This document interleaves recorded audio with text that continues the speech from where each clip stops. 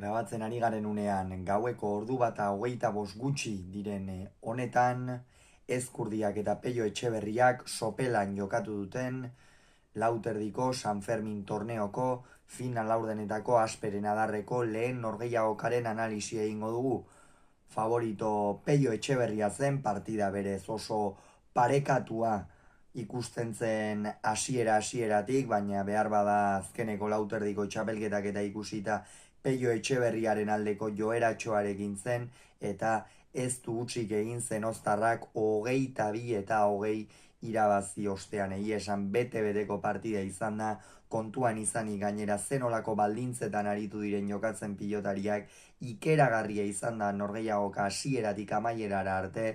eta bi pilotariek benetan partida amaitu ostean sopelako jarraitzaileen txalozartak, merezitako txalozartak entzun dituzte. Partida ikeragarria jokatu baitute, eta esan dugun bezala bero horrekin jokatzea sekula ez da erraza izaten, eta hala ere biek erakutsi dute, batetik lehiakorrak direla eta bestetik punta-puntako pilotariak. Gogoratuko dugu batetik Joseba Ezkurdia gaur sartu dela txapelketan, hau da gaur sartu da txapelketan eta gaur amaitu du txapelketa, 22 eta 20 irabazi baitio Pello Etxeberriak, eta Pello Etxeberriak berriz San Juan egunez, ekainaren 24ean, Eibarko astelena pilotalekuan Elordiren aurka jokatu zuen, eta bertan 22 eta 13 menderatu zuen Maiabiarra zenoztarrak. Honenbestez gaur bien artean egin dute topo, adiskide minak dira, bai Pello Etxeberria eta bai Joseba Ezkurdia, elkarren trikimailuak eta elkarren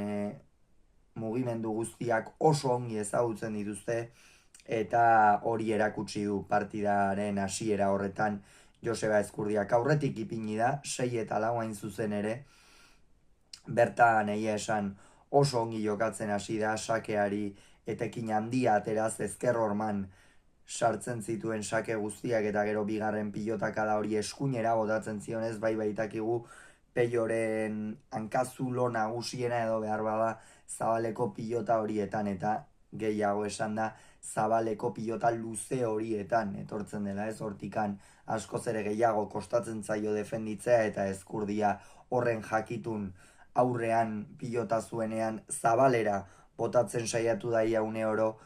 eta benetan hasiera horretan eraginkortasun handia erakutsi du. Gero baina Pellok naiz eta sakeari ez dionetekin handia atera, gero apur bat bere eremura eraman du norgehiagoka, hau da beste erritmo batean jokatu dute, nolabait esateko Pellok nahi izan duen erritmoan, ez Pellok bazekien Josebak bera dantzan ibiltzen bazuen, Joseba musika jotzen jartzen baldin baduzu, oso zaila da berari irabaztea, sekulako abiadura ematen baitio pilotari, eta behar bada bi pilota eramango dituzu, baina hirugarrenean jada salduta geratzen zara, eta abiadura berdinean baldin badoa oso zailak dira horiek eramaten. Baina Pellok lortu du bere eremura eramatea esan bezala, eta horren ondorioz 12 eta 9 iritsi dira lehen etenaldira. Sakearekin ez du asko asmatu Pellok, hori egia da, baina gero piloteoan ezkerrez luze jokatzen, eta jakindu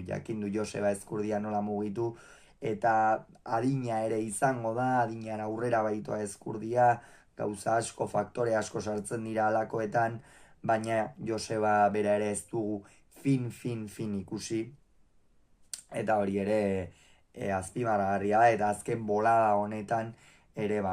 asko mugitu behar izaten dene horietan asko sufritzen du, eta gaurkoan Pellok hori jakindu egiten. Bigarren zatian ere erabat joan egin da, hor izan da tanto bat, okerrez palima naiz, Pelloren 16garrena izan da,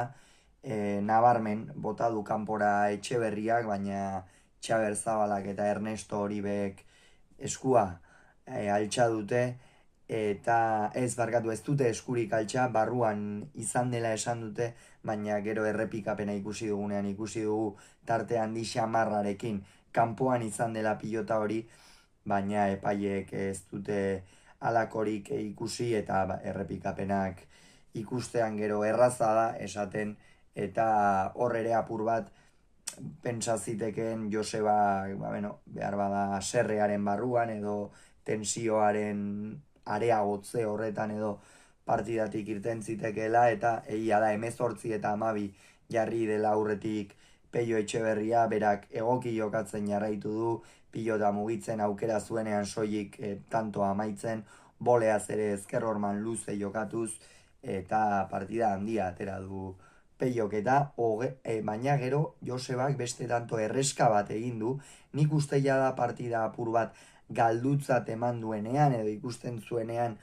gaur ez dizkiat aukera asko partida aurrera ateratzeko, hor une horretan atera duela Arbizuko aurrelariak bere arma sendoena,